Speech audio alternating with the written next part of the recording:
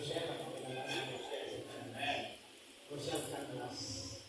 Okay po, ako po ay ikinasal noong 29 ng December. Kasama ko siya ang aking wife, Christine Joy. Diretso sa Sampagya. Sampagya na po yan. Okay na po. Kaway-kaway.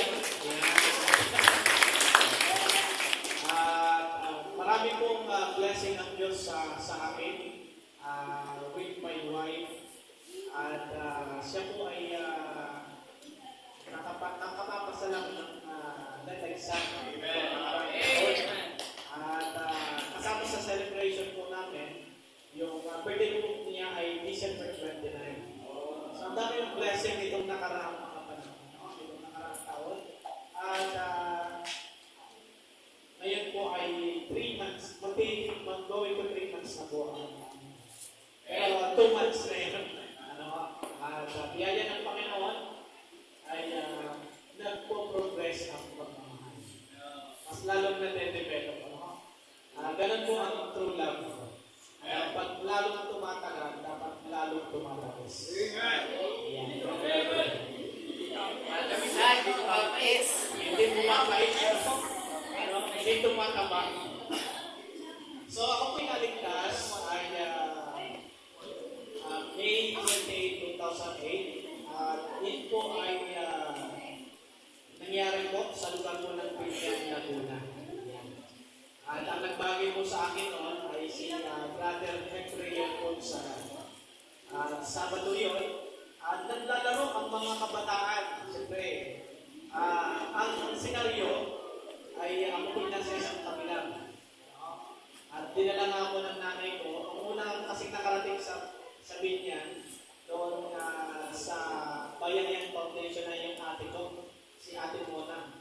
Ngayon po ay nasa ano po siya, nasa ibang bansa, sa Saudi at work. So, bakasyon yun, kamamatay lang ng tatay ko, ay sinama ako ng nanay. At yun pala, akala ko yung magbabakasyon sa Binyan. Yung pala yung nag-iwan ako. Pero, providency niya pala ng Panginoon yun. Na ako ay doon pala ako makakakilala. Doon ako makakapag-aral din ng high school. So, biyaya ng Panginoon, May 28, naligtas po ako at nabautismohan po May 29. Kinabukasan po Sunday. At ang nag-baptize po ay si Pastor Jim Batang. So, biyaya ng Panginoon ay sa kanyang providensiya, pinayagan po niya na ako ay makapag-backslide. Na minsan God permits for our own good. Kahit parang sa tao ay hindi maganda, backslider ka, as in, no church, no fellowship, 2 years po ako malayo sa Panginoon. Vision, tambay, at walang pakinabang itaman. Pero pagbalik 2014, 2012 po ako, lumakas po ako sa Binyan. Kasama ko po si Bunchoy, si Raymar Balbin. Pero hindi ko na po alam kung nasaan na si Balbin. Nagkaroon po siya ng pamilya doon sa Makong Balbin. Ngayon ay niyayaya ko sa church ay hindi siya nagbabangkay. So hindi ko na po alam kung nasaan siya. So, biyaya ng Panginoon, tinawag din po ako sa paglilingkod bilang pastor sa Christ Bible Baptist Church mission sa Santa Cruz Laguna. Okay, nagkano po kayo pag-aaral ng salita? Amen! Ang gagawin po natin ay tayo po ay mananalangin. Gusto ko na individual po na mananalangin ang bawat isa. Na humingi tayo ng unawa sa Panginoon at bukas na puso. At para mag-sink in at ma-arok natin yung mensahe na gusto ihatid sa atin ng Diyos sa oras mo. Sige po, ipanalangin ko po ako at ipapanalangin ko po kayo. Magkaroon tayo ng silent prayer, individual prayer. Sige po, tayo natin ang dalawa.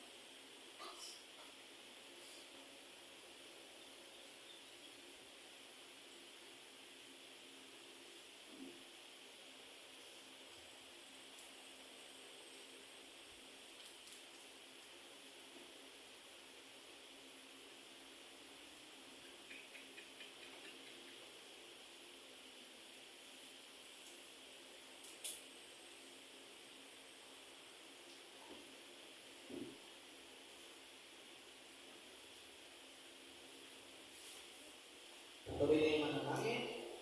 Mga Panginoon Diyos, sa iyo po namin ipinagtitiwala ang aming pag-aaral. Kailangan po namin kayo to discern and comprehend, to grasp a word, to understand the scripture about this particular topic of worship. Tulungan niyo po kami, prepare po ang aming puso na tuparin ang iyong kalooban sa aming buhay. At alam po namin na ikaw po ay may plano sa bawat individual na iyong nilalang. Lalo po sa iyong mga anak, patungkol po sa usapin pag-aasawa. At panalangin po namin ang aming oras ay maging mahalaga sa oras na ito upang makapagtungo sa kumangin sa iyong mahalin, sa iyong banal na salita. Patawad po sa aming mga pagkukulang po na nalamin po ang mga distraction, disturbances, at kami po ay makapakinig sa salita. So ito namin pinagtitiwala ang aming pag-aasalan. In Jesus' name po, amen. Now let's all stand up. Let's read Proverbs 18:22. Ang ating pag-aaralan po, biblical worship. God-centered versus man-centered relationship. Nakikita niyo po ba sa screen? Nakita niyo ba? So, dahil dito ay may mag-aasawa at mag-aasawa in the future, so, gusto ng Panginoon na ang bawat isa ay pag-asawa. Pero may takdang panahon. Di ba kasi Kristo nagmamadali, nag-aaral pa lang ng Pilper, gusto na agad mag-asawa, nag-iligaw na. Naglalaway pa nga, pagkagising ay puro puti, puro laway, ay gusto nang mag-asawa. Yung iba ay may gatas pa sa labi. Pero gusto kong dalhin po kayo sa Proverbs 18:22. Basahin po natin sa wikang English. Ready, pray. Whoso findeth a wife, findeth a good thing, and obtaineth favor of the Lord. Sabi po sa Tagalog, sino mang lalaki nakasusumpong ng asawa ay nakasumpong ng mabuting bagay at nagtatamok ng lingap ng Panginoon. Please be seated. Nakababot po ang pagkakas. Whoso findeth a wife, findeth a good thing. So maganda pala ang maghanap ng mapapangasawa. Kaya pala, bago mag-asawa ay humahakbang. At ang tawag po dyan ay courtship. At we will define po ang dating and courtship. May pagkakaiba po dyan. At ang ating objectives, mga minamahal, mga kabataan, to know the biblical courtship. Kasi in our culture, sa ating panahon po, ay parang nawawala na ng kahalagahan yung ganitong basihan para magligawan. To understand the difference between dating and courtship. Sa ating panahon, ang daming nag-date. Makikita mo dyan sa parke, makikita mo dyan sa tabi, makikita mo dyan sa swimming pool, makikita mo kung saan-saan. At date ng date. To understand the difference between dating and courtship. To exercise our will with accordance to God's will. Minsan will ang ating nasusunod, pero hindi man God's will. Kaya nagkakaroon po ng X. X number 1, X number 2, X number 3. Finding the X. But hindi finding the Y. Bakit kaya hindi niloob ng Diyos? Why? Finding X, finding Y. Puro finding X. Try and error. So to exercise our will with accordance to God's will. And to be responsible in our choices. Minsan yung choice natin, ayaw natin panagutan. Sa una, ang saya-saya nyo, and then something happened or happens na hindi maganda, tatakasan mo ang problema. So we must be and be responsible in our choices. Pero bago yan, mga minamahal, gusto ko munang magpa-quiz. Pa-quiz muna tayo. Pero kayo ang sasagot. Kayo ang sasagot. No? O, ikaw muna. Anong pangalan mo, sister?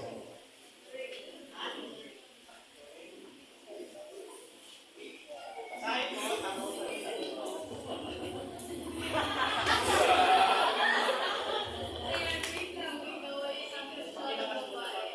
Quiet muna.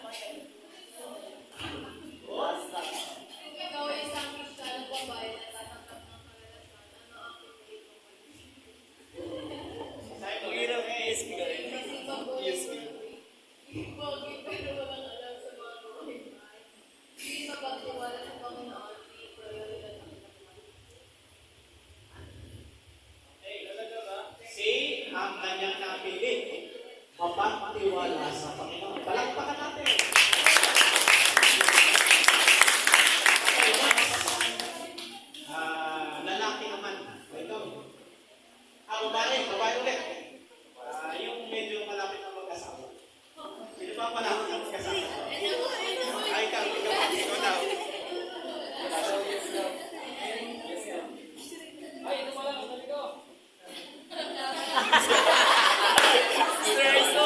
Sige po. Ikaw ay isang Kristiyano babae, ipapalitong ka ba sa isang lalaki na di mananampalataya, masipag at dami? Kung ang sagot mo ay masipag, oo. At pag hindi naman, at bakit din? So, Ano po, may experience na. sige. Kasi, I'm not soon. Nakasal na, pero yung mapapakasama ko pa, unbeliever po siya dati, pero hindi na lang po siya sa Panginoon. Okay. Then, kasi ako po walang nasave. Then, i-invite ko po siya sa church. Pero, hindi po yung purpose na para magdala. Kasi before po nun, nakakilala ko sa Panginoon. Pero kung eagerness na mag-invite ako sa Panginoon. Hindi ko po pinipili kung babae or lalaki. Yun, hanggang sa naman yung support na siyempre, prayer talaga. Prayer po yung naging way para po makahanap po ng sa Palakpakan ko na. Ano pong pangalan mo?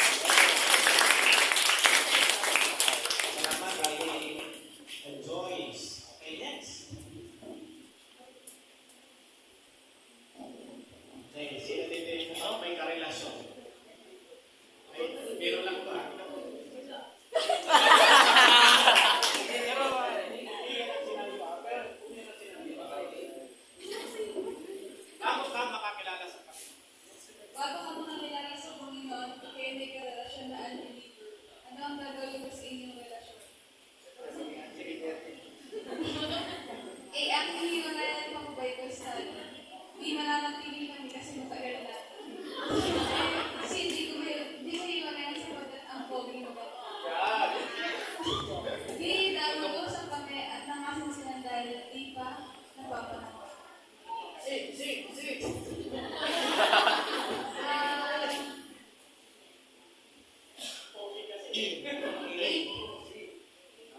Wala. Hindi yung kalooban ng pagmamahal.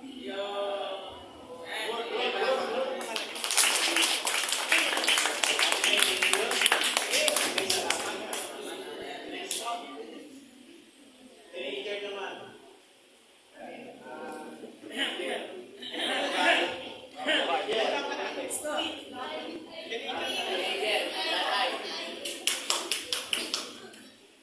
Ikaw ay isang Kristiyano teenager, karapatan mo na bang malinaw o Palakpakan, hindi. Sino ang teenager? Pakitaas. Na 13 to 19. Oh, ang sagot ni Ate, ano pangalan mo? Si Ate Jonathan. Ikaw ay Kristiyano teenager, karapatan mo na bang matilo o magpalibang? Ang sagot mo ay hindi. O dapat hindi. Ha? Okay na. Okay, nasa wakas ng kulang. Ayun, si Ate Sol. Sol!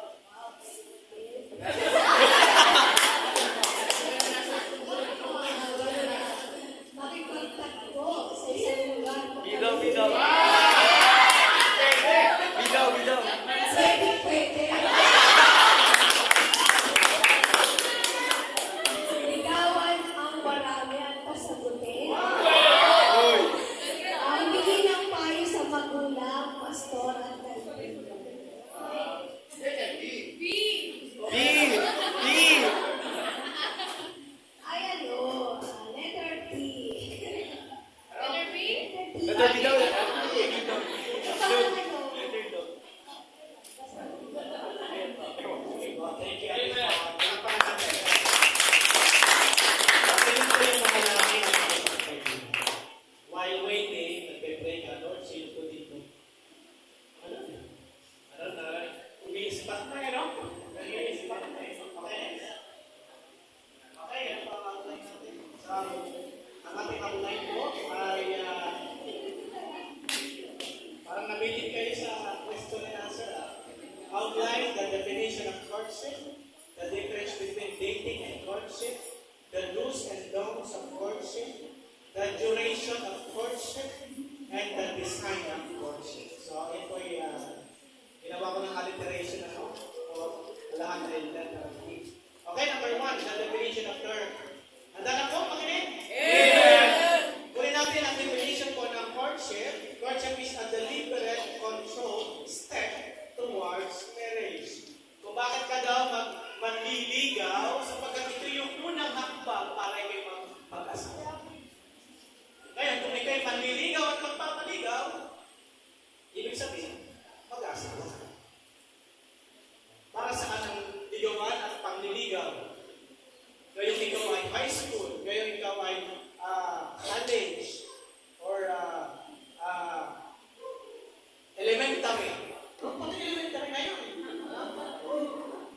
Ngayon sila ay nangliligaw at manliligawan.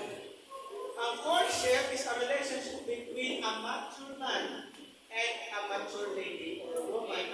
And the initial and ultimate goal is marriage. Okay, ako po ay nag-asawa ay 29 years old. Kami po ay 3 years na nililigaw siya sa akin. Siya po ay kasama-sama ko sa gawain sa Panginoon, sa outreach. High school pa lang siya, ako'y college. Pero wala pang hindi pa ako nag-ibigay. Kasama-sama ko yung mga young people. And then, nagsuko ako ng buhay ay 20 years old na po ako. Parang yun. Tapos, habang college ako, pumasok ako sa isang relasyon. Bago magsuko ng buhay. Kung pala, hindi pa ako mature. So, 2 years, meron pa akong relasyon sa isang kapatiran na Christian po sa Sampaloc. Kaso lamang nung nasa Bible school po ako sa Baptist Boys Bible College, ay napagtanto ko na hindi ko pa palang panahon para mag-asawa. So, immature pa ako. So, ang ginawa ko po, humingi ako ng tawad doon sa babae. Siyempre, masakit sa isa't isa, napamahal na kayo. And then, 2 years po kami. No? And then, yun, in-impact ko yun, nadalangin ako dyan, focus sa gawain ng Panginoon. So, kasi pag ito'y nanligaw, mga minamahal, huwag magpapaligaw, ibig sabihin mag-aasawa ka. Ay na po? Amen. Yan po yung drive kung bakit ikaw ay magpapaligaw o manliligaw. At saka, dapat mature ka. Right. Dapat mature ka. Another definition of term courtship is more serious and traditional than dating. May i-define natin yung dating. It involves getting to know your partner with the expectation that marriage is the end. Amen. Ganun po yun. At kinikilala nyo ang isa't isa. Tinitingnan nyo kung malaki ang subo. Mamaya ay lalong maghirap. Kinikilala nyo yung mga tinatawag natin bad signs and good signs. Ayun na po. Ngayon, siyempre, at saka walang fit. Yung sinasabi, may fit kayo sa isa't isa. Hindi na Diyos ang mag-fit. Ipapractice yan na by God's will, in the process of time. Malinaw? Dating is a broad term that can mean many things, including casual dating, hooking up, or being in a long-term relationship. Yung date, pero wala namang tinutumbok. Bakit pa tayo nag-date? Bakit pa tayo nagre-relasyon para may masabi na tayo ay, may kakoting at sa daan, ang sweet naman. At sasabihin ng iba, sana all. Hindi tayo gano'n, mga minamahal. May tinutumbok tayo, may nilalayo kung bakit tayo magpapaligaw o manliligaw. Now,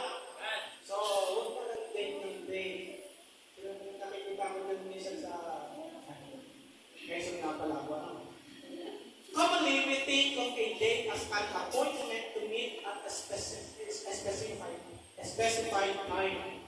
Ano yung punta po tayo. Uso yung dati yung text lang. Anong kulay ng damit mo? Ako yellow. Di ba uso yan mga, yung mga touch screen. Nakakaya nyo sila nakakapag gano'n. Kasi kami ay linang or probinsya kasi. So, madalang pa ang signal. Tapos, hihingi ka ng textmate. Uy, kalma, may kaibigan, may ka-textmate ka ba dyan? Hindi mo naman ako. Kahit di mo kilala yung tao yun. At chat. At pwede mong dayain yung kachat kong babae ka o lalaki. Ganun po, text lang eh. Walang screen or video call or voice call. At lang doon sa makikita mo yung kanyang mukha. So, mga minamahal, ay tagpo na lang pag-date. Kita tayo sa parke. May parke na dito. Malayo. Kita tayo sa Teres. Yan. Ang kami. Sa Teres. Very less ba dito? Para may lataan. Doon tayo sa closing. Papagatas tayo sa tren. How will you take a date as an appointment to meet at a specified time, especially a social engagement between two persons that often has a romantic character? So kaya hinahanap mo eh.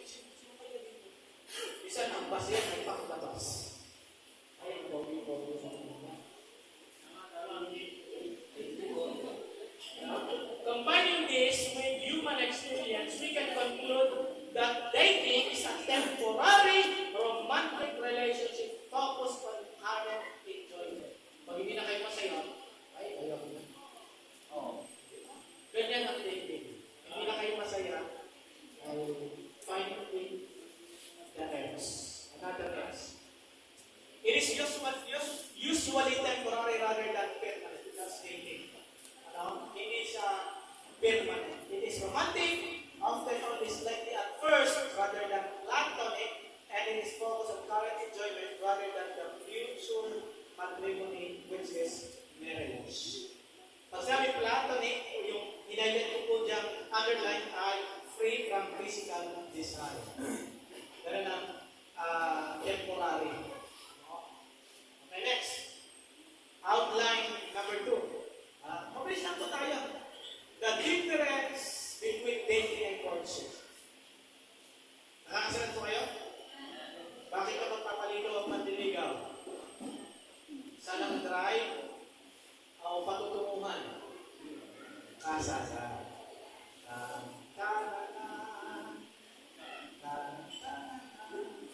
Kaya kami po makakasalan.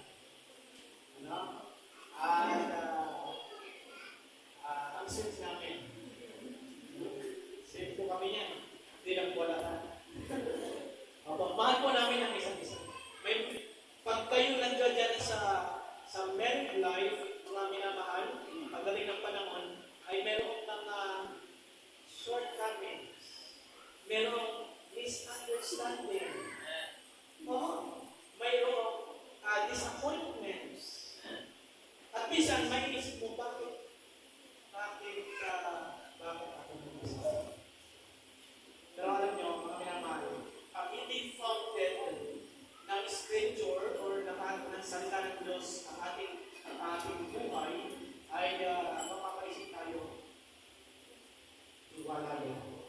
Pero because it was founded by the scripture, because ang love, ang true love or genuine love comes from God. That's agape love. Mamahalin mo unconditionally. Hindi dahil siya'y maganda, cute, sweet, hindi huli ng kasihan. Mahal mo siya sapagkat minahal ka ng Diyos. And you are willing to express your love that you experience from God to your partner or wife or husband. At tingnan natin yung perspective ng dating. Ang dating po ay typically started at an age too young to marry. Yan ang dating. Kaya high school pa lamang ay saan mo na makikita. Sa Riles, ating gabi, madaling araw, nasaan. At marami niyang mga entered into only after preparation for marriage. So, nagpe-prepare ka because of marriage, sapagkat kailangan mo na at nararapat. Sapagkat ang marriage po ay gift from God. Ito po ay banal. Banal. Yung iba ayaw na magpakasal eh. Siguro kasal sa balik. Kasal sa balik, live-in ang tawag ko doon. Sa mga minamahal, hindi po kalooban ng Diyos na isang araw, kung tayo dumating sa kanyang kalagayan, dapat tayo po ay magpakasal. Ayun po. Number 2, ang grading po, meet one another on their own classroom, yung iba nag-debate o nakilala sa classroom, yung first year high school, iba naman sa second year high school, find with the ex. Nakakaroon ganyan. Pag first year, taon 2020, first year ka, meron ka, minsan nakakailang ex eh. Minsan 2 months na eh. Minsan na lang, ayaw niya agad. Why? Because it's not right time for you. Hindi pa naman panahon. Ang concept naman, meet one another through family or church. Kaya maganda yung merong church gatherings. May ganitong pagtutiko na design para sa mga kabataan. Amen. Kasi nga, siyempre nakakilala. Pero dapat ang motibo mo, makapunta ka wala kang tinatarget. Ang gusto ko lang ay fellowship. At hindi para magpapong, magpakyut, para sabay ng Diyos, matuto ka, mag-mature ka sa salita ng Panginoon at lumago sa pananampalataya. Then number 3, purpose ng dating is personal pleasure. Inakamay na ka lang ng pleasure? Fun, recreation, dapat ang dating ay no strings attached. Kaso lamang, hindi nagaganap yan. Hindi pa nga sila holding hands agad. Number 3, sa courtship, purpose is to lead to marriage. That's courtship. Courtship pursues the commitment of marriage. Tamo yung iba, di ba? Sa dating, high school pa lamang na walang commitment. Ano ba tayo? Hindi ko maintindihan. Kasi nga, ay papi lang. Papi lang. Dapat ay bundog lang. Okay, number 4. Ang dating is usually planned by the youths themselves. Mga kabataan lang.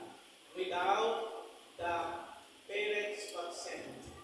Ang concept naman po is overseen by parents with a cooperation of son and daughter.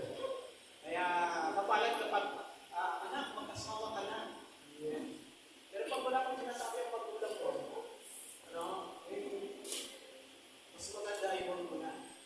Gawin mo na ang kalooban ng Panginoon. Maglingkod ka, magpakasaya ka, enjoy mo ang sarili mo bilang isang kabataan na pinufulfill ang kalooban ng Diyos. Opo, ganun po yun. Okay, number 5, oversight by parents is presented as an intrusion. Gusto mo yung, privacy. Doon lang kayo sa isang kwarto, dalawa lang kayo kabataan. Privacy na. Pero mga minamahal sa number 5, sa courtship, oversight by parents is required and welcome for moral protection. Kaya, kahit labas-pasok ang magulang, nakikita kayo, wala mo kayo ginagawa. At hindi katulad sa dating. Number 6, complete privacy is expected by youths and permitted by parents. Sa ating panahon, pwede na nangyayari. Wala nang pakilang ang magulang. Anak, huwag mo na. Hindi na sila nagkagano. Kasi yun yung trend eh. Trend kasi, bakit sila ganito yung environment sa school? Puro ba yung mga jowa? Parang, alam mo ba yung jowa? Joke lang. Jowa ko nga pala. Joke lang ang ibig sabihin ng jowa. Ba't yung sabihin, ito po ang katipan ko. Pagkita po sa katipan, galing sa salitang katipan. Commitment, covenant, vow. Siya po ay naging katipan ko muna.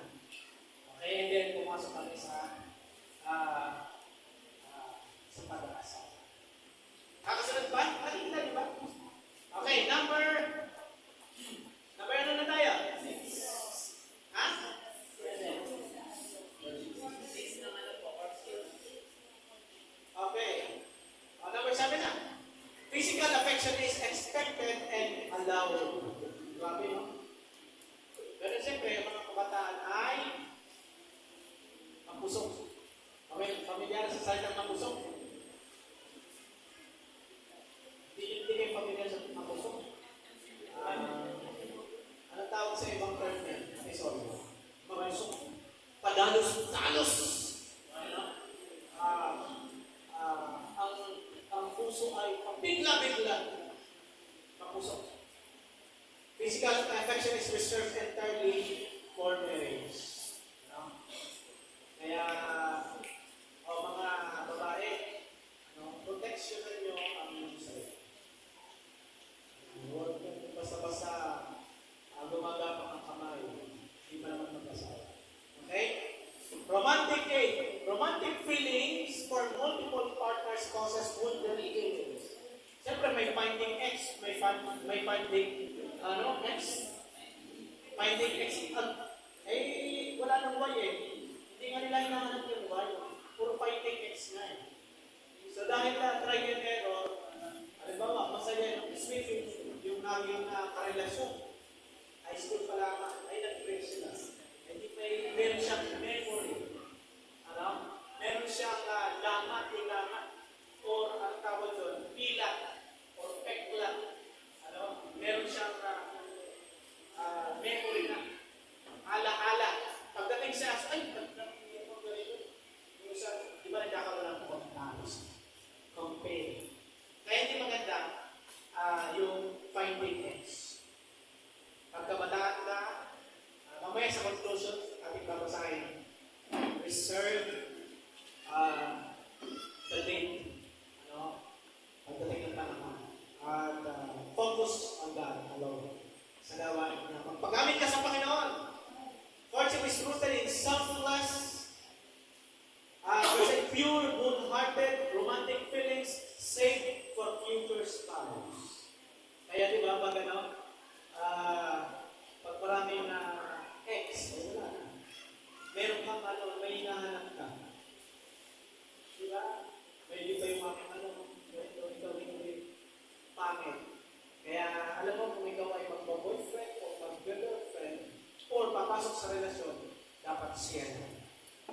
Ngayon, para maging siya na, mapantay ka ng tamang panahon. Malinaw ba? 9. Dating is rooted in selfish, feeling-oriented love, falling in love.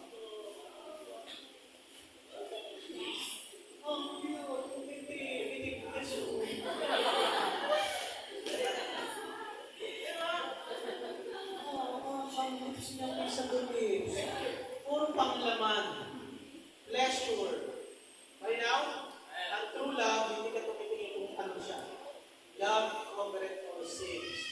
Diba? Kung mayroong mga negative sides siya, diba? Love, covereth. Malinaw po? So, kaya tayo, mga kabataan, salamat nagkakaroon ng ganitong program for young people. Kaya magpasalamat kayo dahil may tuloy na nagmamahal sa inyo. Malinaw? Hindi lang magulang nagmamahal sa inyo, pati ang pastor ninyo. Amen. Kaya ako, kung hindi ko magagabayan, ay naku, baka ako ay wala sa inyo. Courtship is rooted in selfless, commitment-oriented love, growing in love. Kaya kami ni Mang Christine, matagal-tagal na ibang sasakay. At ako ay tumitingin sa malayong lugar na siya'y makakasama. Dagdalang ano po yan? Okay, number 10. Disagreements or loss of romantic feelings produces breaking up. Feeling, sa courtship naman po, feelings or disagreements work out. Kaya kami, may mga tapuan kami. Pero nag-work out po siya. Amen? Bakit? Kasi iba yung degree ng commitment kaysa sa dating na walang label. Pinag-uusapan niya naman, may label na ba kami? Pag-ibig ako sa label, puro ka label, hindi ka napapanahon. Mag-aral ka muna, mag-focus ka dyan.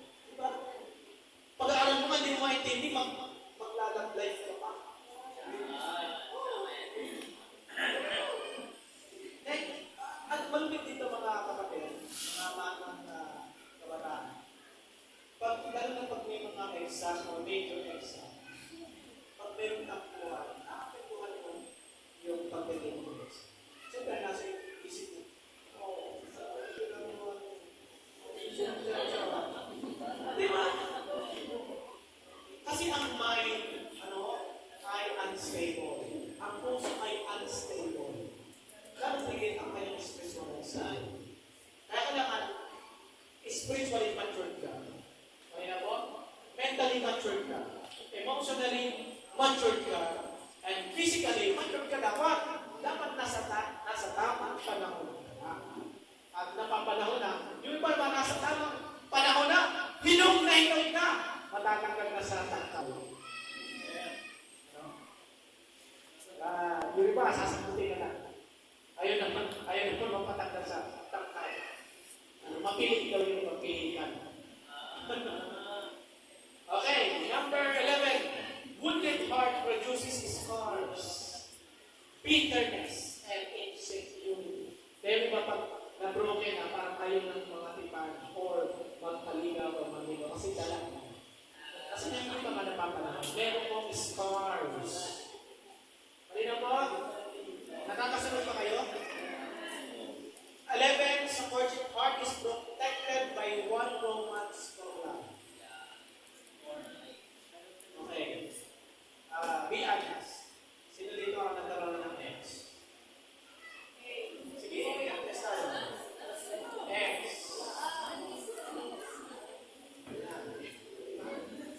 Marami na nila. Ang hirap yung kami naaalala natin.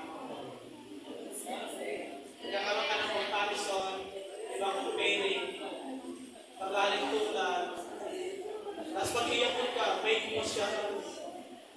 Hindi maganda yung sino dito yung wala bang boyfriend or girlfriend since o nakaranas ng relasyon since birth?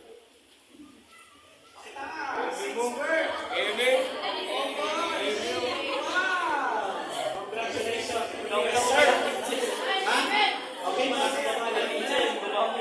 Reserve. I-reserve ko yan. I-reserve ko yan.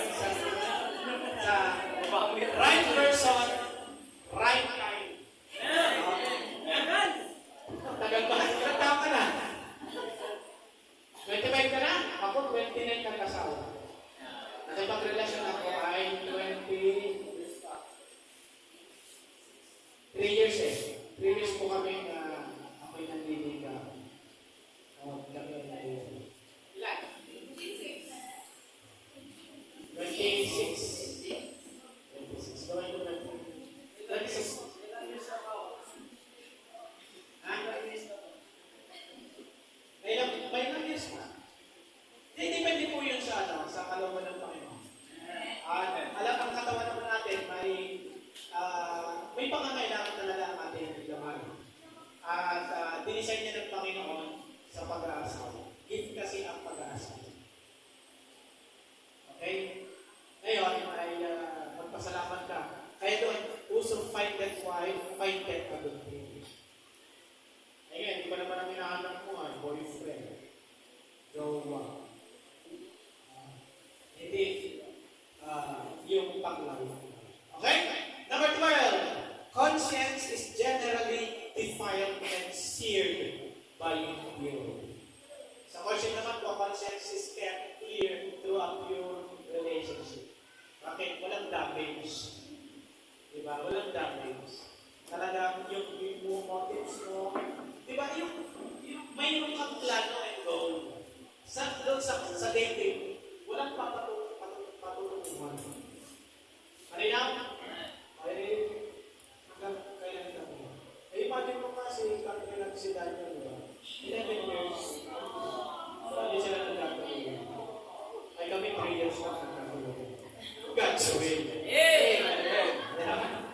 Kaya, i-fulfill natin ang kalooban ng Diyos. Okay, number 13. Future marriage is troubled by past emotional bonds, unrealistic comparison, and appetite for variety. Sa 30 naman, sa courtship, future marriage is free from the baggage of pain. Walang may kwento. Ano ba kayo nagkatungkuhan? Ay, eh, ano pa rin yung ex mo? Ganyan. Di ba? Ngayon, naiindihan mo lang ang ex. Kasi may label na eh, may scars. Okay na, mga kapatid, yung mga may boyfriend or girlfriend ngayon, sana iyan na. No? At gawin ang kalooban ng Diyos together. Okay? Ako po, nagpapasalamat talaga sa Panginoon na ang wife ko very supportive to you. No? Kami nagpuputol lang po. No? Ay, mapagod, minsan inaantok ako. Putik-putik ng maslay, mapabangga. Biyaya ng Panginoon, minamasal siya, pinipisin ako para magising. Diba? Sa hirap ang ginawa, ganun po, sa hirap ang ginawa, sa saya at sa kalungkutan, dapat tayo ay magsasama. Ganun ang pagkasama. Ano? Hindi ko ito takbuhan, ayaw. Okay. Malapit na. The definition of courtship, the difference between dating and courtship. Number 3, the do's and don'ts of courtship. The do's and don'ts of courtship. Don't neglect your prayer life. Isa na papabayaan at napaprioritize ay ang katipan. Ano? O yung karelasyon. Prayer is one of the major essential ingredients for building a solid foundation. Kasi mag-start kayo ng isang pamilya, isang tahanan. So, pag mababaw ang pundasyon, mag-iiba yan. So, prayer. Kaya kung ikaw ay nasa relasyon or process sa relationship, don't neglect your prayer life. It is through prayer that you access the throne of grace and reach out to God for help during your courtship. Kaya dapat huwag mong pabayaan ang prayer life. Of course, spiritual. During your courtship, pay close attention to prayers. Do not replace prayer with excessive excitement or emotion. Ano? Isang ganyan mo tayo, lalo na pag mayroon ng karelasyon. May gawain sa choir, wala ka. Because of the relationship. Hindi na napaprioritize ang gawain ng Panginoon. Yung partner na lang ang napaprioritize. At saka malupit, minsan yung pag may kaktuhan, naapektuhan yung gawain ng Panginoon. Kasi nga, ay hindi pa napakarami. If you pray together during courtship, the chances are high that you will still pray together in marriage, and the family that prays together stays together. Kaya, of course, nung hindi ka, wala ka pang karelasyon, dapat prayer life mo, maalos. Neglect for the word of God. Don't neglect the word of God. If you are a Christian, one thing you must not joke with is the word of God, because it is the manual giving to us to show us how we ought to live our lives as Christians. When your courtship is void of God's word, then there's tendency to fall into an avoidable, regrettable mistakes. And pag hindi mo alam yun, yung mga bagay na hindi dapat gawin, ay gagawin mo. Why? Kasi you are not reading the instruction. Ano na po? Manual. Psalm 119 verse 9 asks and answers a very important question. Wherewithal shall a young man cleanse his way? By taking heed thereto according to the law. Ano na po? Kaya mahalaga yung pag-aaral ng salita ng Diyos. Katulad dito, di ba hindi lang puro kasiyahan, fellowship, kundi may salita ng Diyos. It's the word of God in you that's capable of cleansing your heart from corrupt and corrupting thoughts and desires. Di ba ganun tayo? By the way, maraming mga TV influencer or vlogger na magbibigay sa iyo ng marunong utak. Marunong isip. Marunong at hindi tamang prinsipyo. Na minsan may adapt. Ano? Kaya lalo na sa especially for you. Kaya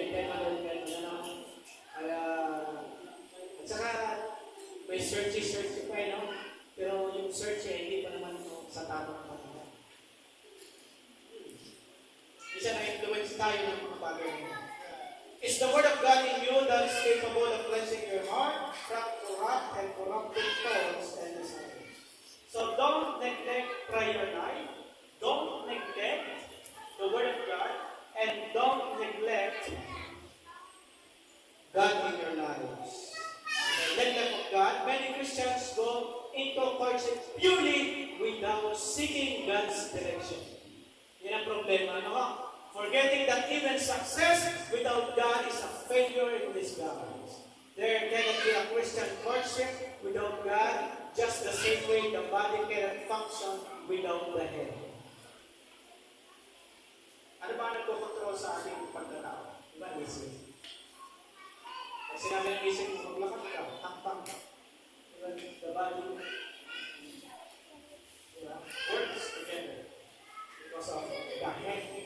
So, ganun din po sa relationship, dapat ang sentro ay Diyos. Hindi siya.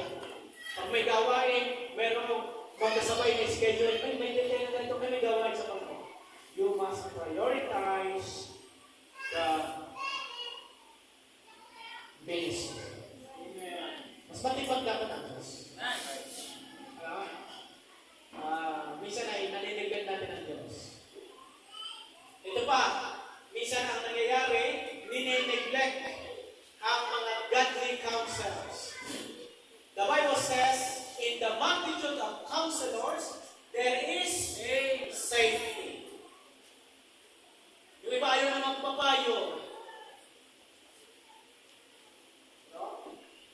No one is at highlight. You need the wisdom of others to succeed in your courtship. Kaya humingi kami ng payo. Sa pastor, kami dalawa. Tapos pinapalo natin sa aming magulang. Yan. At sa aming panliligaw, dapat nasa tahanan. Tahanan ng babae. Hindi sa rilis. Hindi sa tabig-dagat. Hindi rin sa bubong ng tricycle. Dapat doon sa tahanan ng babae. Nakakasunod? Marami na tayo. Parang ito na, tingin niyo sa akin, chicken na eh. Don't neglect the wisdom of Christian married couples or couples. Kaya yung mga mag-aasawa or nasa relationship, tumingin ang payo sa pastor, tumingin ang payo sa mga magulang, sa mga Christians, friends na couple. Safe para safe. Lack of accountability. Please, no matter how spiritually mature you are, be accountable to someone, your godly parents or spiritual leaders, during your courtship. Kaya maganda pinapaalala, Pastor, kami po'y lalabas. Accountability. Kung may manganap man, ay, nasaan si ganito? Ay, nagpaalam po sa akin lumabas. Hindi masama ang iisipin ng mga andulit ko sa o yung pinapayakin ng mga. Diba? May accountability. Malinaw? Siyempre, some of course sa magulang. Ipaalam. So that the devil will not take advantage of you during your week moment. Kasi nga, may sinabihan ka or pinaalam ka. Okay, next. Ignoring of warning signals. Ito yung huwag natin gagawin. Being desperate to get married by all means because you are already in courtship even after you have realized that the affliction wasn't genuine or was based on infatuation and not love will lead to a shaky, crumbling marriage. Kasi ginalaan ka na. Anak, then I unbelieve her. Huwag ka makipamato sa iyo ng mga hindi mo pogi kasi kakadarahin na sa sobrang. Ginong ka lang pasto ka siya. Ang babaw infatuation. Ganun po yun. So that's the word. So wag natin i-ignore. Makinig tayo. Immaturity and unpreparedness. Hindi ka pa mature and hindi ka pa prepared Nag-aaral ka pa lang ng grade 1. May ka na. High school ka, mag-aaral ka, hindi mo pag-aaral mo. Eh ano kung ang environment mo ay puro may tag-iisa sila? Partner. Huwag ka nang bumaya. No? It's better to trust in the Lord than to put confidence in man. Unahin mo ang Panginoon. Ang Diyos ang bahala dyan. Seek ye first the kingdom of God and His righteousness, and all these things. Kasama doon. Kapapangasawa mo. All these things. Hindi lang sa materials, sa kailangan mo rin mapapangasawa. Oo. Unahin mo ang Panginoon. Okay? Mary, you don't have to rush into a relationship. Mature first. Be mature. Courtship is for emotionally, spiritually, financially, and physically mature persons. Okay? Para sa mga mature, emotionally, spiritually, financially, and physically. Marriage is not for a boy and a girl, but for a man and a woman, according to Genesis 2:24. Man and woman means mature. Hindi for boy and girl. Okay, oras na. The definition of courtship, the difference between dating and courtship, the do's and don'ts courtship, at the duration pala of courtship. Okay, the duration. Isang lang naman po ito. Nakita niyo ba yan? Duration. Okay. So, hanggang kailan ka magpapaligaw o manliligaw o nanliligaw mo bago ang kasama. Ang pinakamaganda dyan, mga minamahal, long friendship. Ako nga, hindi ko alam na siya ang mapapangasama ko. Pero kasama-sama ko siya sa gawain ng Panginoon sa ako. Diba? High school pa lang siya, ako college. Nung graduate ako, nung nag-college ako, meron akong karelasyon. At dahil i-mention pa ako, kung ako yung nagmamature, ay hindi ko pala ako pag-asa. Maintindihan ko, yung hindi ko pala ako pag-asa, wala talaga yung pag-relasyon. So then, I gave up and pray and nag-usap ko. Iyak ako parehas. Pero, that's it. Kasi hindi nga ako. Yung pala meron palang Christian. Diba? What's the best? Nasa gawain pala sa ng Panginoon. Diba? So, long friendship. Maganda ang kaibigan na. Kapag kaibigan ka sa marami, ano? And then, pero bata ka pa, huwag kang tumatagin sa mga kaibigan. Walang motive sa gano'n. Ano, ang grant ay dahil kapatid mo sa Panginoon, magmahal ng Panginoon, love one another sa Panginoon. So, long friendship, short relationship, then marriage. Yan po yung process. Yung iba naman, kabila, long courtship, then short engagement, and marriage. Kami po ay long courtship, 3 years, and then short engagement, then marriage. Pero kami magkasama na. Once natin, nagbigay na nakakong. Okay, ito na ang makapakasama. Pumayag na lang siya. Okay, kasama ko na.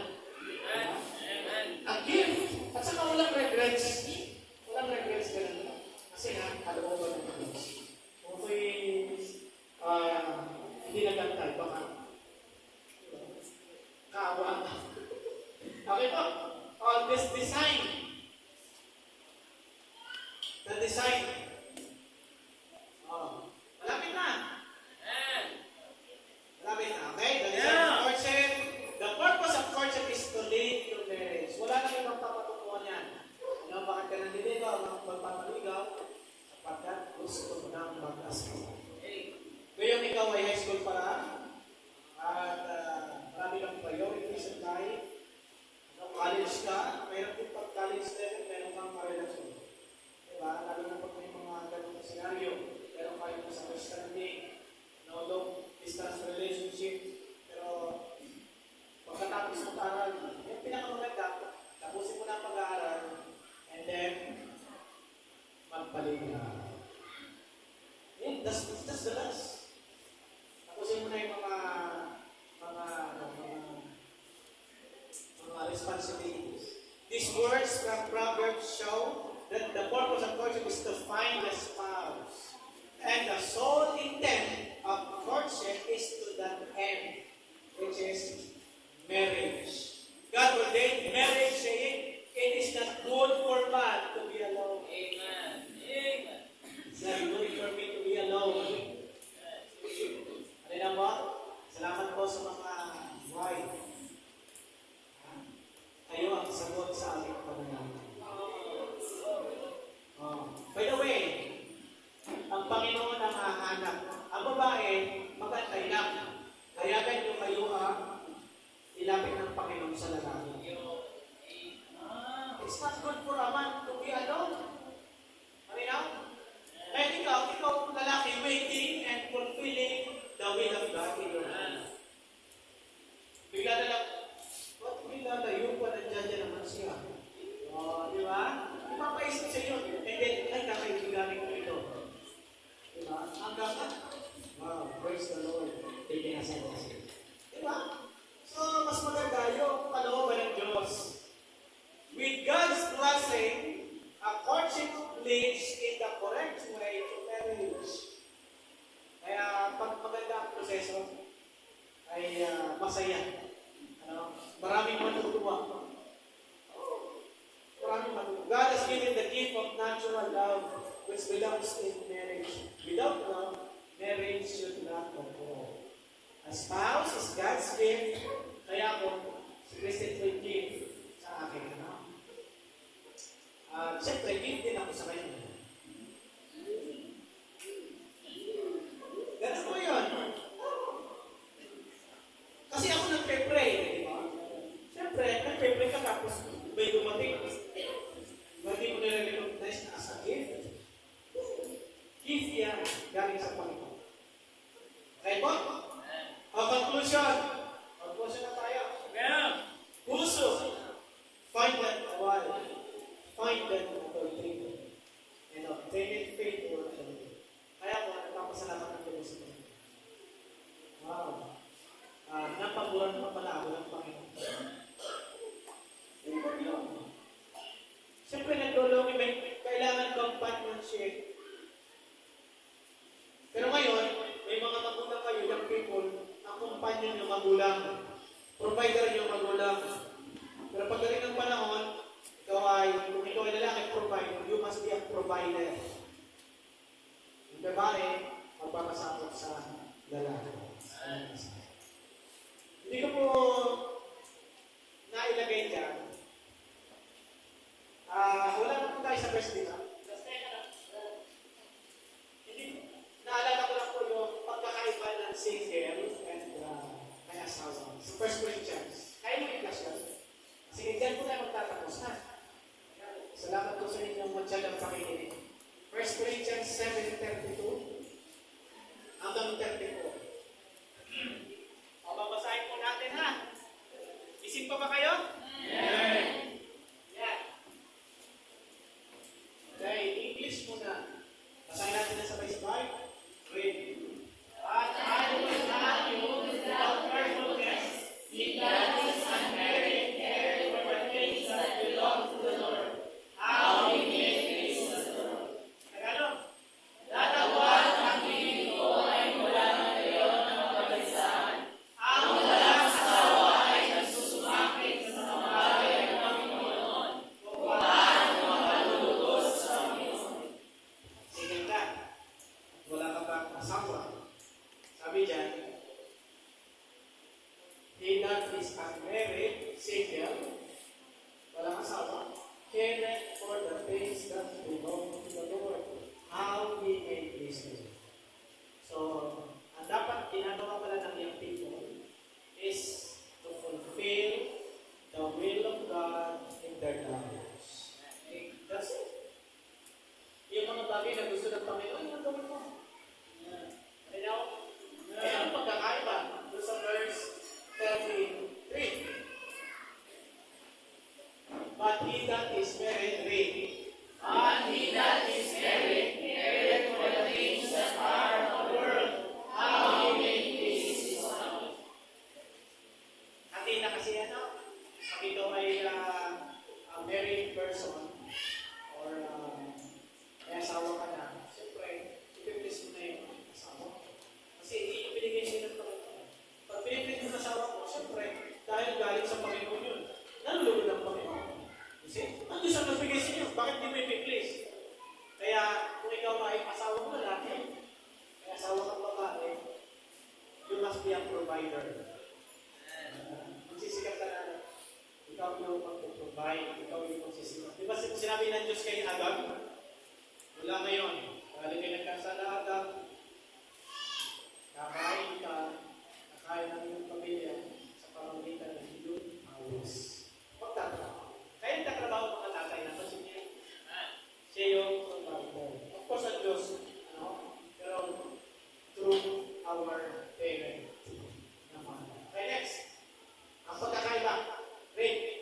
There is difference also between a wife and a virgin. The married woman cared for the things of the Lord. That she may be holy in body and spirit, but she that is married cared for the things of the world. How she may please her husband. Mga babae, pag single daw ikaw, tinitake care mo ay yung mga bagay ng Panginoon, that she may be holy, both in body and spirit. But she that is married, cared for the things of the world, how she may please her. Okay. Kung ikaw ay hindi pa napapanahon at hindi ka pa mag-aasawa, sino ang atumawin? Panginoon. Naging ang kanyang mga bago. Siyempre, yung gusto ng Panginoon, yun gagawin ko. Ayaw ng Panginoon, siya ang gagawin. Same thing sa magkasama, yung ayaw niya,